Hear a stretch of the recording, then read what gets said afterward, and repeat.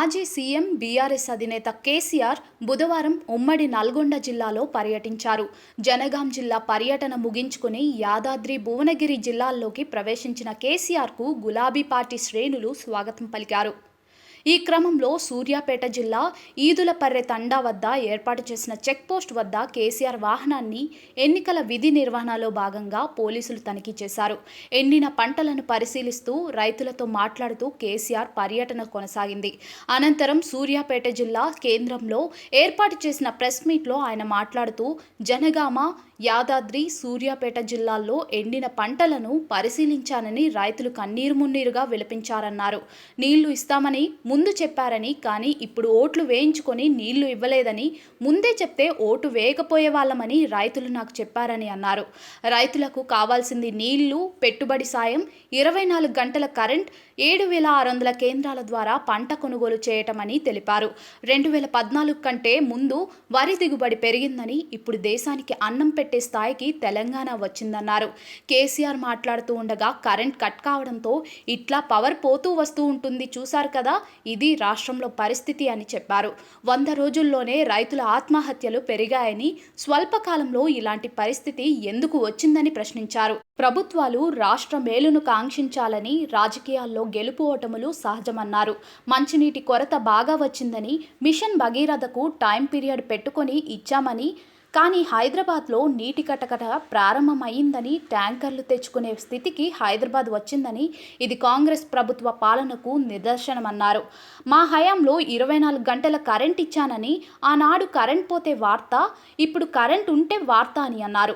రెప్పపాటు కూడా కరెంట్ పోకుండా ఇచ్చామని, ఇప్పుడు కనీసం రైతులను సీఎం, మంత్రులు పట్టించుకోవడం లేదని, సీఎంకు ఢిల్లీ యాత్రలే సరిపోతున్నాయని, మంత్రులకు రాజకీయాలకు సమయం లేదని, ఇక ప్రజలను పట్టించుకునే వారెవరని విమర్శించారు. మేము ఈ ప్రభుత్వాన్ని వదిలిపెట్టమని ప్రజల తరపున కోట్లాడతామని తెలిపారు. ఆనాడు ఇచ్చిన కరెంట్కు ఇప్పుడేమైందని, ఉన్నది ఉన్నట్లు ఇచ్చే తెలివి కూడా లేదని, రాష్ట్ర ప్రభుత్వానికి పాలన నడిపే తెలివి లేదని ఎద్దేవా చేశారు. హైదరాబాద్లో కరెంటు ఉండటం వల్ల విదేశీ కంపెనీలు పెట్టుబడులు వచ్చాయని, నేను తీసుకొచ్చిన సంస్కరణలతో నేషనల్ పవర్ గ్రిడ్కు అనుసంధానం చేశామని, నాగార్జున సాగర్లో ఇప్పుడు కూడా నీటిని వాడుకోవచ్చని, ఆ తెలివి లేక పంటలను ఎండబెట్టారని, రైతుల బాధలు చూసి బయటకొచ్చానని చెప్పుకొచ్చారు. ఈ కార్యక్రమంలో మాజీ మంత్రి, సూర్యాపేట ఎమ్మెల్యే జగదీష్ రెడ్డి, రాజ్యసభ సభ్యులు బడుగుల లింగయ్య యాదవ్, మాజీ ఎమ్మెల్యేలు, పార్టీ నాయకులు, కార్యకర్తలు పాల్గొన్నారు. చాలా చోట్ల రైతులు పాపం కన్నీరు మున్నీరయ్యి మమ్మల్ని ఎట్లయినా ఆదుకోవాలి, మేము పెట్టుబడి పెట్టి నష్టపోయినాం, బట్ ఖచ్చితంగా మీరు ప్రభుత్వాన్ని డిమాండ్ చేసి మాకు న్యాయం చేకూర్చాలని చెప్పి రైతులు కన్నీరు మున్నీరుగా విలపించినారు. చాలా మంది రైతులు నాతో చెప్పింది ఏమంటే, చాలా గ్రామాలలో నీళ్లు ఇస్తామని అన్నారు కాబట్టి, మొదట ఇచ్చిండ్రు కాబట్టి మేము నమ్మి పంటలు వేసుకున్నాము, మొదలే ఇయ్యమని చెప్తే కనీసం వేయకుండా ఉండేవాళ్ళము, మాకు అనవసరంగా ఈ ప్రభుత్వం నష్టం చేకూర్చింది అని చెప్పి వాళ్ళు స్పష్టంగా నాతోనే స్వయంగా చెప్పడం జరిగింది. గత 10 సంవత్సరాలు, 10లో 2-3 సంవత్సరాలు మినహాయిస్తే 7-8 సంవత్సరాలు వ్యవసాయ స్థిరీకరణ అనే ఒక అంశాన్ని కేంద్ర బిందువుగా పెట్టుకొని రైతు బాగుంటేనే రాజ్యం బాగుంటుంది అనేటువంటి ఒక మంచి ఉద్దేశంతో గత బీఆర్ఎస్ ప్రభుత్వం కొన్ని స్పష్టమైన విధానాలు తీసుకొని చర్యలు చేపట్టింది. అందులో మీరందరూ కూడా చూసినారు ప్రత్యక్షంగా దాన్ని. ఒకటి, రైతులకు నీరు సరఫరా చేయడం అనేక పద్ధతుల ద్వారా. రెండవది, రైతుకు పెట్టుబడి ఇవ్వడం సరైన సమయంలో. రైతు బంధు అనేటువంటి కార్యక్రమాన్ని, దేశంలోనే వినూత్న కార్యక్రమాన్ని మొట్టమొదటిసారి తీసుకొచ్చి టైం మీద అదునుకు వాళ్ళకు అందేటట్టుగా రైతు బంధు పెట్టుబడి సహాయం చేయడం. మూడవది, 24 గంటలు రెప్పపాటు కూడా పోకుండా నాణ్యమైనటువంటి విద్యుత్ సరఫరా చేయడం.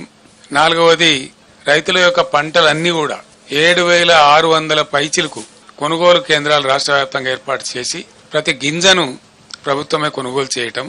ఐదవది, రైతులకు అనుకోకుండా ఏదైనా సంభవిస్తే వాళ్ళకి రైతు బీమా ఏర్పాటు చేయటం.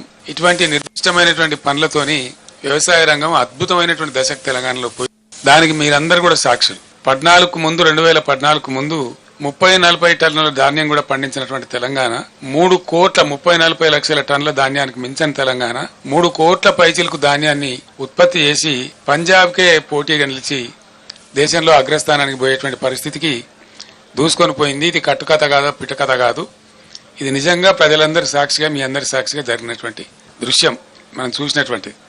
చాలా బరువైనటువంటి గుండెతో నేను మాట్లాడుతా ఉన్నా, బాధ కలుగుతా ఉంది. ఇంత షార్ట్ పీరియడ్లో విత్ ఇన్ 100 days 110 daysలో ఇంత దుర్భరమైన పరిస్థితి చూస్తామని మేము అనుకోలేదు. రైతులు ఇంత ఏడ్చేటువంటి పరిస్థితికి పోతారని కూడా అనుకోలేదు. 100 రోజులలో 200 మంది రైతులు ఆత్మహత్యలు చేసుకున్నారు. కొందరు కరెంటు షాకులతోని, కొందరు ఆత్మహత్యలు. 100 రోజుల పరిపాలనలో 200 మంది రైతులు ఆత్మహత్యలు. నేను కొద్దిగా బాధపడుకుంటూ మాట్లాడుతున్న ఆవేదనతో, ఎందుకంటే రైతులు మళ్ళా ఆత్మహత్య చేసుకునే దుస్థితి ఈ రాష్ట్రంలో వస్తుందని చెప్పి మేము కళ్ళ కూడా అనుకోలేదు. ఎందుకంటే చాలా వరకు పనులు మేము చేసి పెట్టినాం, పటిష్టంగా చేసి పెట్టినాం. మరి ఎందుకు సంభవిస్తున్నట్టు ఈ ఆత్మహత్యలు? ఈ లక్షల ఎకరాల్లో పంటలు ఎందుకు పోతున్నట్టు? దయచేసి జర్నలిస్ట్ మిత్రులతో నేను ప్రార్థిస్తా ఉన్నా, మీరు కూడా ఆలోచన చేయాలి. మీరు ప్రజల పక్షాన, ప్రజల కోసం ఉండేవాళ్ళు కాబట్టి నేను మీకు కూడా అప్పీల్ చేస్తా ఉన్నా, ఈ పరిస్థితి ఎందుకు వచ్చినట్టు మీరు కూడా పరిశీలన చేసి రాయండి. ప్రజల పక్షాన్ని నిలబడండి, రైతుల పక్షాన్ని నిలబడండి. ఇది రాష్ట్రం యొక్క మేలును కాంక్షించి. రాజకీయాలు ఎప్పుడు ఉంటుంటాయండి, రాజకీయాలు పెద్ద ఇష్యూ కాదు. రాజకీయం ఎన్నికలు వస్తాయి, గెలిచేటోడు గెలుతాడు, ఓడతాడు ఓడతాడు, ఎల్లయ్య కాకపోతే పుల్లయ్య, పుల్లయ్య కాకపోతే మల్లయ్య ఓడోడు. అది సాధారణంగా జరిగే విషయం, రొటీన్. దానికి పెద్ద ఇంపార్టెన్స్ లేదు. కానీ ఈ సామాజికమైనటువంటి పరిస్థితి తెలంగాణలో అద్భుతంగా మారి ఉన్నత శిఖరాగ్రాలకు చేరుకొని దేశంలోనే నంబర్ 1 స్థాయికి ధాన్యం ఉత్పత్తిలో ఎదిగిన రాష్ట్రం అనతి కాలంలో, ఇంత స్వల్ప కాలంలో ఎందుకు ఈ బాధకు గురి కావాలి? దీనికి కారణం ఏంటి? అసలు హైదరాబాద్ సిటీలో ₹1 నల్లా కనెక్షన్ ఇచ్చి 20,000 లీటర్ల ఫ్రీ వాటర్ ఇచ్చి రాష్ట్ర వ్యాప్తంగా ప్రతి ఇంటిలో నల్లా పెట్టి, దీన్ని కూడా మీరు అందరు సాక్షి జర్నలిస్ట్ మిత్రులు కూడా, దానిలో ఎందుకు లోపం వస్తుందంటే నాకు అర్థం కాదు. ఏం కారణం? మేము అసెంబ్లీలో ఛాలెంజ్ చేసినాం, నేను స్వయంగా యాజ్ ఎ చీఫ్ మినిస్టర్. ఈ టర్మ్ లోపల భగీరథ కంప్లీట్ చేయకపోతే వచ్చే ఎలక్షన్లో మా పార్టీ పోటీ కూడా చేయదు, మేము ఓట్లు కూడా అడగమని చెప్పి అంత ఛాలెంజ్ గా చెప్పి తీసుకుని ఆ పథకాన్ని కంప్లీట్ చేసినాం. ఆ తర్వాత 5 ఏళ్లు బ్రహ్మాండంగా నడిపినాం. బిందె పట్టుకొని ఆడబిడ్డ ఇక్కడ కనబడలే రోడ్డు మీద. పబ్లిక్ స్టాండ్ పోస్ట్స్ అన్ని మాయమైపోయినాయి రాష్ట్రంలో. ఏ టౌన్ లో గానీ ఎక్కడ గానీ మంచినీటి ట్యాంకర్ మనకు కనబడలే గత 5 సంవత్సరాలు. మరి ఇప్పుడు ఎందుకు బిందెలు ప్రత్యక్షమవుతున్నాయి? ఎందుకు మళ్ళీ నీటి మూతలు స్టార్ట్ అయినాయి? ఎందుకు నీళ్ల ట్యాంకర్లు విచ్చలవిడిగా వ్యాపారం చేస్తున్నాయి? హైదరాబాద్ సిటీలో కూడా ట్యాంకర్లు పెట్టాల్సిన దుస్థితి ఎందుకు దాపరిస్తా ఉంది? ఇవి ఆలోచించాల్సిన విషయాలు. ఇంకో విషయం ఏంటంటే, కరెంటు 1.5 సంవత్సరంలో డిస్ప్రపోర్షనేట్ గా చాలా దారుణంగా ఉన్నటువంటి విద్యుత్ రంగాన్ని సుమారు 35,000 కోట్లు ఖర్చు పెట్టి రకరకాల పద్ధతులన్నీ అవలంబించి సెంట్రల్ ఎలక్ట్రిసిటీ అథారిటీని కూడా సంప్రదించి మా మెదడంతా కరగదీసి అద్భుతమైనటువంటి కరెంటుగా మేము తీర్చిదిద్దినాం. భారతదేశంలో అన్ని రంగాలకు 24 గంటలు 1 సెకండ్ కూడా కరెంటు పోకుండా ఏర్పాటు చేసినటువంటి ఘనత మా ప్రభుత్వానికి. అది మీరందరూ అనుభవించినారు, మీరందరూ చూసినారు. ఆనాడు కరెంటు పోతే వార్త, ఇలా కరెంటు ఉంటే వార్త అనే కాడికి వచ్చింది. ఇది ఎందుకు వస్తుందండి నాకు అర్థం కాదు. ఒక సెటిల్డ్ సిస్టమ్, విద్యుత్ అనేది చిన్న విషయం కాదు కదా, నోటి మాటలు కాదు కదా, కట్టుకథలు పిట్టకథలు కాదు కదా. ఒక అద్భుతమైన వ్యవస్థ, దాన్ని తీర్చిదిద్ది 7.5-8 ఏళ్ళు అద్భుతంగా మేము మొత్తం ప్రజలకు సరఫరా చేసినాం. కమర్షియల్ కావచ్చు, డొమెస్టిక్ కావచ్చు, అగ్రికల్చర్ కావచ్చు, ఇండస్ట్రీ కావచ్చు, ఐటీ కావచ్చు, ఇంకా మరే ఇతర రంగమైనా కావచ్చు, అందరికి కూడా, ప్రజలందరికీ కూడా 24/7 పవర్ అద్భుతంగా సప్లై చేసిన ఒకే ఒక్క రాష్ట్రం భారతదేశంలో తెలంగాణ, అగ్రగామి రాష్ట్రం.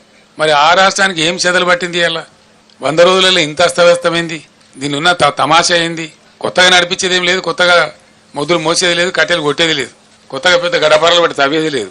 ఉన్న వ్యవస్థ ఉన్నట్టు జరిగించలేని అసమర్థత ఏంది, అశక్తత ఏంది? కట్టిన ఇల్లు పెట్టిన పోయి కదా, దాన్ని నడిపించే తెలివి కూడా లేకపోతే ఎట్లా?